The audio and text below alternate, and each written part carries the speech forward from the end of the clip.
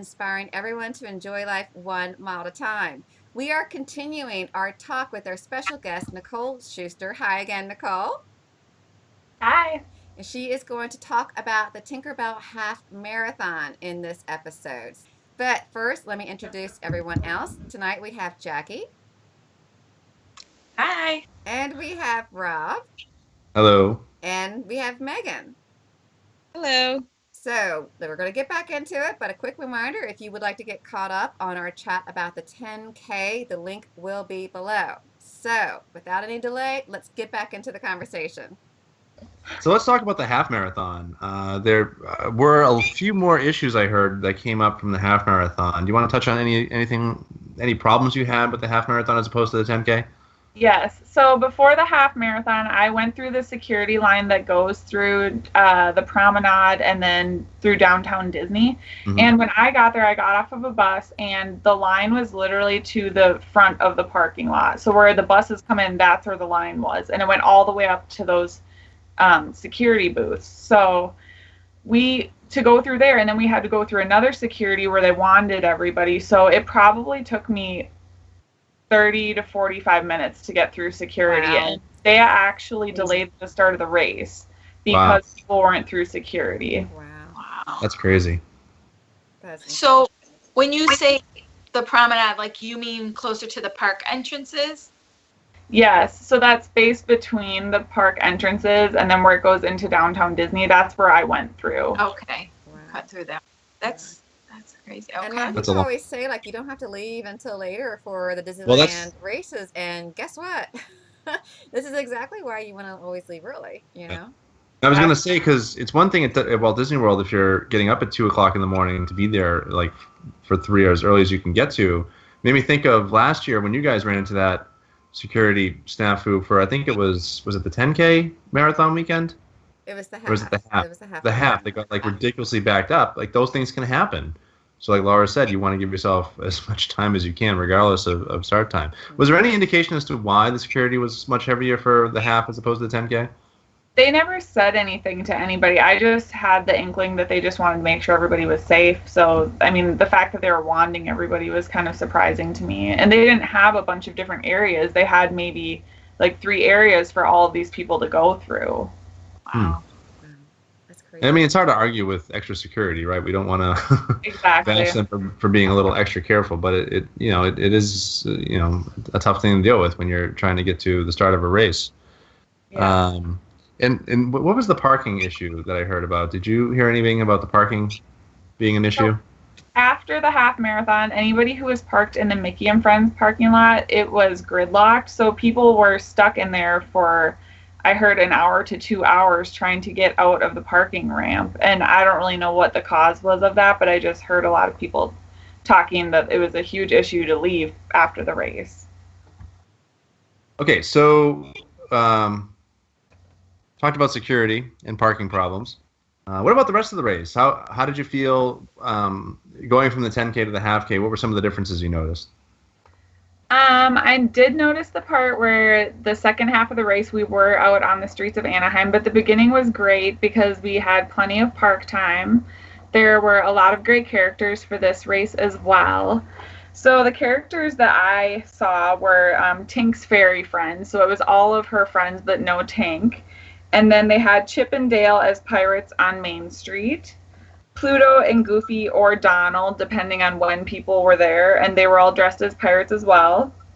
The talking pirate ladies again, and this time I was dressed as TINK, so I blew a raspberry at them when I ran by, and one of the pirates got really mad, and it was like a really funny interaction. One of the cast members was laughing at me.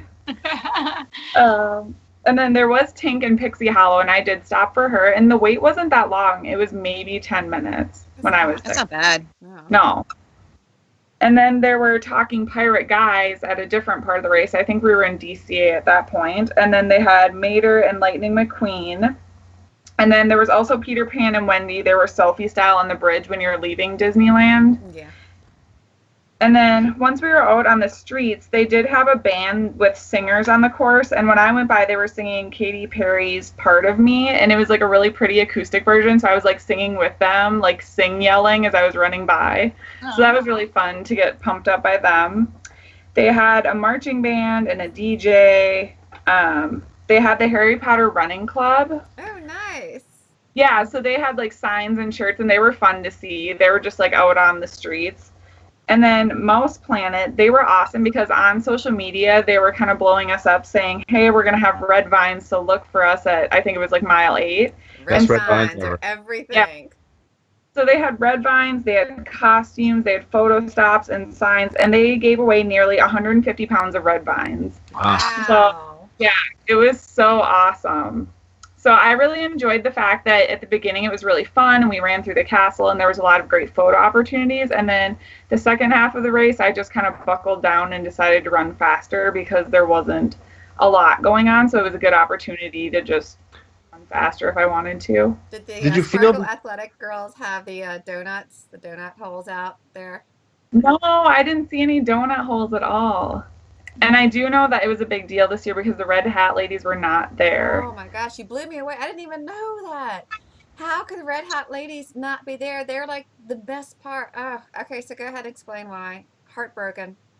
So before we were even there for race weekend, it was probably the week of or the week before TINK race weekend, and they had said that the Red Hat ladies would not be there this year. So people in the Facebook groups were getting really upset because what I've heard in previous years, they were super supportive and people really enjoyed having them cheer. So we were aware of it going into the race weekend, and the information that we received is the Red Hat ladies were technically volunteers, and so now that Disneyland isn't using volunteers for the race weekend, they were invited back this year. Wow. Jeez. Unfortunately, another product of this new rule that's kind of come down in the state of California. Right. So this is a law? It's a law in California that says that you cannot legally, I think, utilize volunteers for these things. They have to be paid for their time. And I know runDisney would offer incentives, like park tickets or whatever, but I don't think legally that qualifies. So that's why they're going to a paid system. Wow. Another thing I noticed on the course that I don't remember at Princess, they had medics that ran with us on the course. Do you guys remember that at any other race weekends? No, they usually on bikes. Yeah.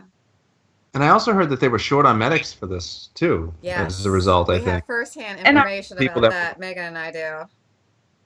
I had heard that as well, but when I went by all the medic tents and the tables, they looked fully staffed. And then, like I said, at one point in the race, there were 2 women who were dressed as medics, and they had like a fanny pack with supplies, and they were checking on runners. And I thought that was a really great addition. Yeah. I like being out there and knowing if something happens to somebody that they're there.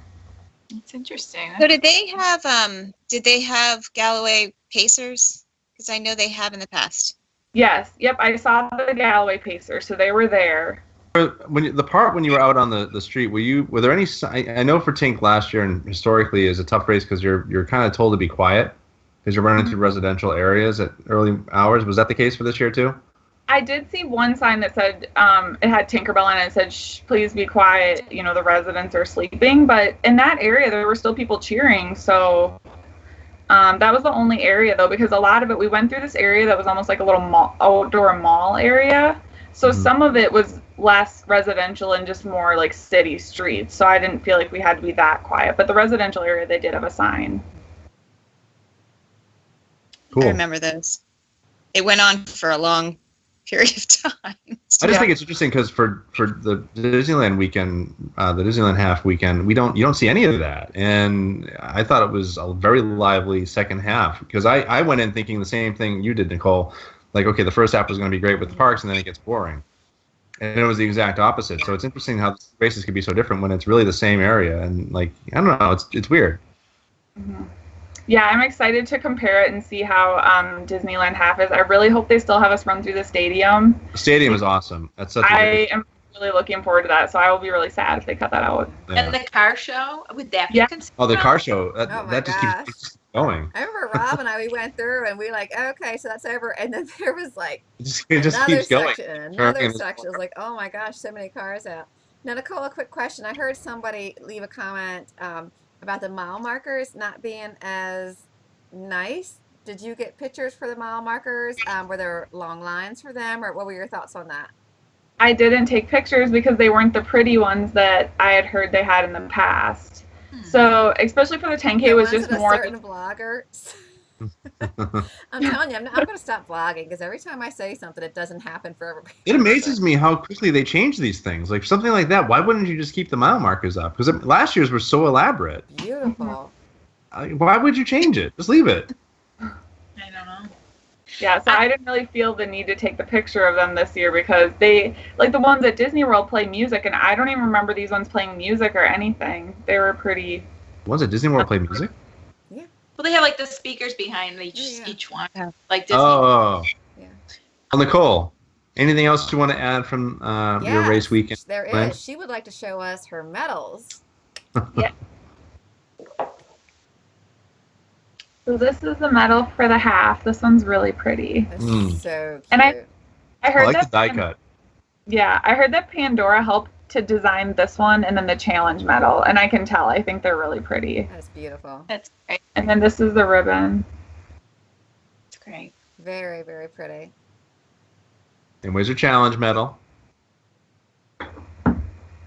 This is the challenge medal. Yeah. And it's spin. Does it spin? Yeah, it Yep. spins. It's Yeah. a spinner. So it's a 19.3, and then it has TINK. That's great. It's really pretty. It has a bunch of crystals in it. Very nice. I have to say, the Tinkerbell marathons are the most beautiful. Yeah. Yeah. This is my favorite medal for sure that I own. It's so pretty. I mean, they're so like. And that's so much better than the big old like metal that was all those different multicolored things for The Pixie Pixie Dust. Dust. I actually Yeah. like Not that. much Where's nicer. where's your coast to coast challenges? Very nice. So that is going to do it for our chat about the Tinkerbell Half Marathon. If you were there that weekend, we'd love to know how your experience was. Please leave your comments in the link below. If you would like to hear the full version of this chat, definitely check out the Joyful Miles podcast, either on iTunes or Podbean. Both links will also be below. Thank you so much to our new subscribers. We truly appreciate you all joining in. Thank you for watching. Give this a thumbs up if you enjoyed it. And as always, take care and have a joyful day. Bye, and that's how we do it, y'all. All right, sorry. Was that good enough? Let's roll. Let's roll. That was good. That's good.